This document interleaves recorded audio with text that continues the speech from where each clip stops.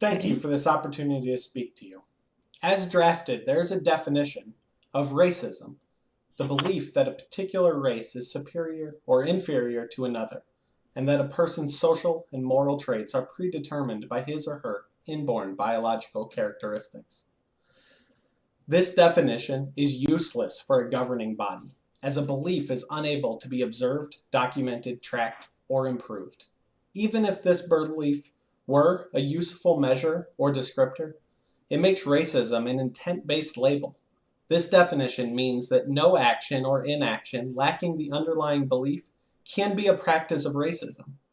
This belief and the sister belief of racial separatism, as written, provide cover for abuses rather than providing direction for improvement. Racism is a thing that happens. It is observable and it is measurable.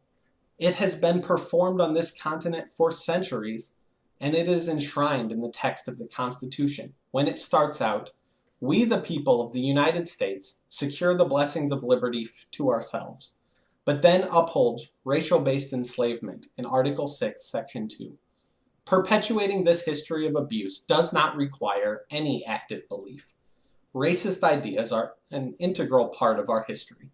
One could say they have been stamped from the beginning. I urge you to instead adopt the definitions offered by Dr. Kendi in his explorations of the history of racist ideas. Racist idea: any idea that suggests one racial group is inferior or superior to another racial group in any way. And racist policy: any measure that produces or sustains racial inequality between racial groups. As a school district that desires to embrace our diversity, to be inclusive, and to achieve equity, we cannot punish or marginalize students, educators, or the community for their beliefs. We also cannot accept racism from our students, educators, or the community. These need not be a paradoxical assertion. Racism is not a belief. Racism is an action. Thus, I offer one more definition.